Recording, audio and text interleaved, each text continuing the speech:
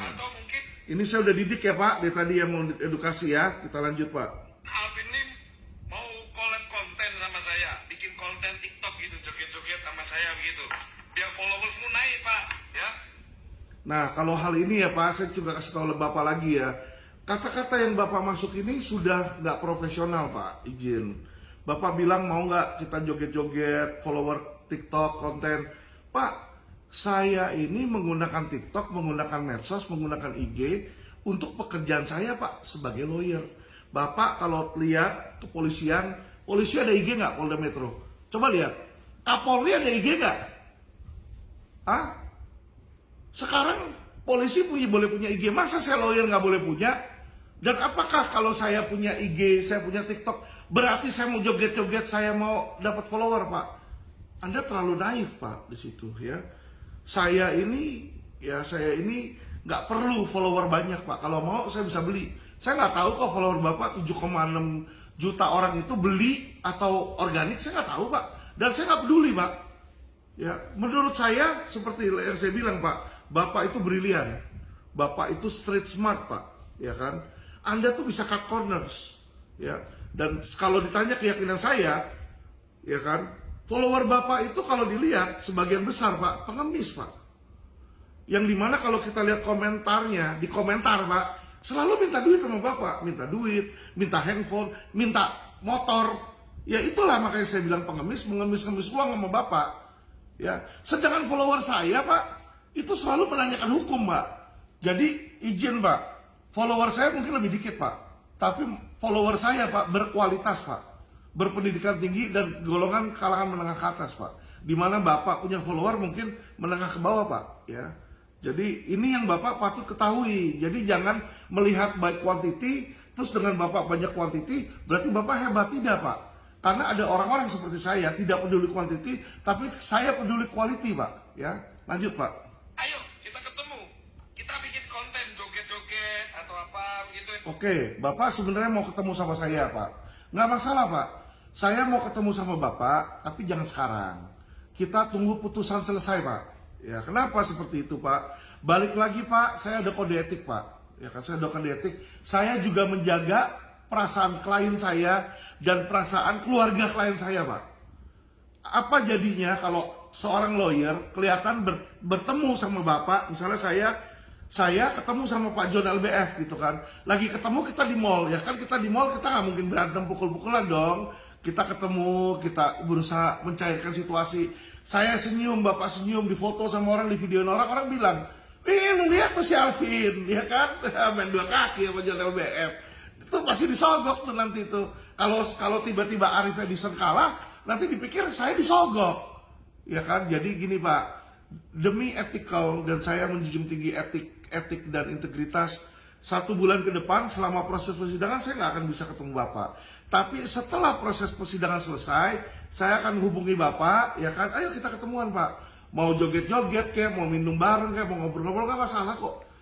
Saya free untuk berteman dengan siapapun. Tetapi di saat saya menjalankan hubungan profesional, saya mau profesional dan saya tidak mau menciptakan sedikit pun celah bagi klien saya untuk sakit hati, ya. Supaya Bapak mengerti nih Pak. Kita lanjut Pak. Alvin Lim ya, sama John LBF gitu ya.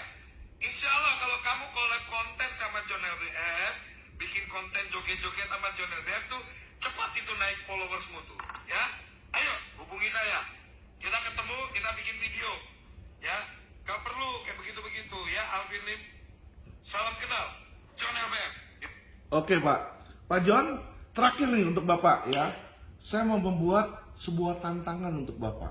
Bapak ini saya lihat orang yang berani. Dan Bapak ini orang yang berkecukupan Pak. Saya mau menantang Bapak, yang benar saya atau Bapak di dalam kasus Arif Edison. Oke? Ini sesuatu yang kita belum tahu nih ke depan, ya toh? Anda bilang Arif Edison kan udah pasti terbukti bersalah, ya kan? Oke. Nah, kita taruhan Pak, ya kan? Kalau selama ini kan Bapak punya banyak duit, beli burung 30 juta, beli Land Rover miliaran bisa Pak. Kita nggak usah gede-gede Pak, kita taruh 10 juta aja Pak. Bukan untuk saya, bukan untuk Bapak uangnya Pak. Ya, uangnya itu siapapun yang menang kita berikan kepada badan amal Pak. Ya, kalau Bapak setuju nih, nggak usah gede-gede 10 juta Pak. uang kecil lah 10 juta buat Bapak, tapi di dalam taruhan kita juga bisa membantu masyarakat ya Pak. Ini ide saya. Jadi gini Pak ya, Anda bertaruh bahwa John LBF itu pasti salah. Jadi putusan hakim John LBF terbukti bersalah ya di PN Selatan. Saya punya taruhan John LBF pasti kalah dalam hal Arif Edison pasti akan divonis tidak bersalah Pak, onslah Pak. Ya. Kenapa? Saya melihat ini bukan pidana, ini opini saya ya. Kenapa? Dia ini punya imunitas, dia ini punya surat kuasa, dia sedang menjalankan tugas Pak, ya toh. Dan saya punya ahli pidana yang menyatakan bahwa itu ada imunitas dan ada undang-undangnya dan itu harus di-enforce di situ ya, harus ditegakkan. Kalau saya menang, Bapak berikan 10 juta, nyumbang 10 juta ke badan amal, ke organisasi yang saya tunjuk Pak. Ya, organisasi misalnya ABC, organisasi yatim piatu, organisasi Kristen, organisasi apa deh gitu kan. Saya tunjuk, nah Bapak bayar 10 juta ke dia, nyumbang.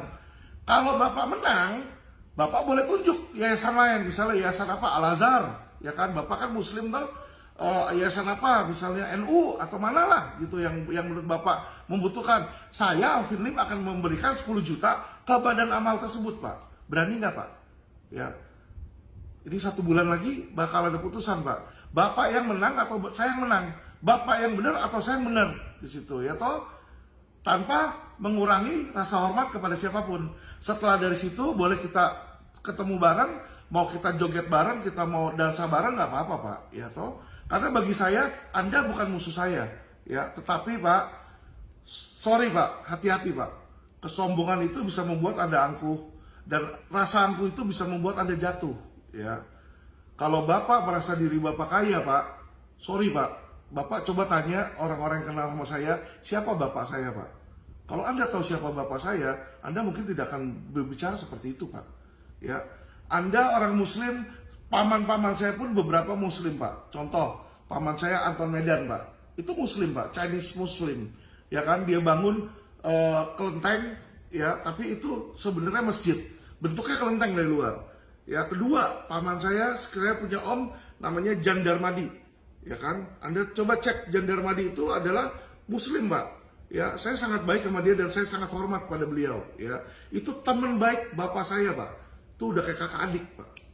Ya, jadi Pak, janganlah terlalu sombong dan terlalu angkuh Pak.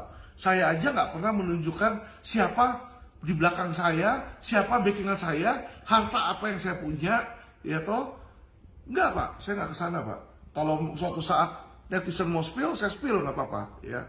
Tapi Pak, baiknya Pak kita humble aja Pak di situ ya. Saya tahu Bapak ini terpaksa flashing untuk supaya apa? Menarik follower.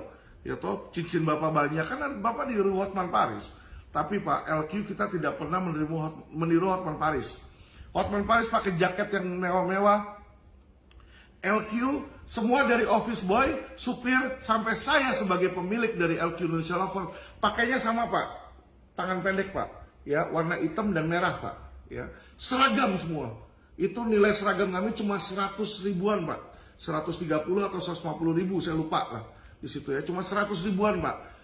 Bapak pikir saya nggak mampu beli barang bagus? Banyak Pak. Suatu saat saya spill isi lemari saya Pak. Satu jaket bisa ratusan juta Pak. Saya ada Zegna, ya, saya ada Hermes, saya punya Louis Vuitton, banyak Pak. Dan tapi saya nggak pakai Pak. Yang saya pakai sendal 50 ribu udah 10 tahun Pak. Ya, jadi Pak, Anda jangan meremehkan orang-orang yang berpakaian sederhana Pak.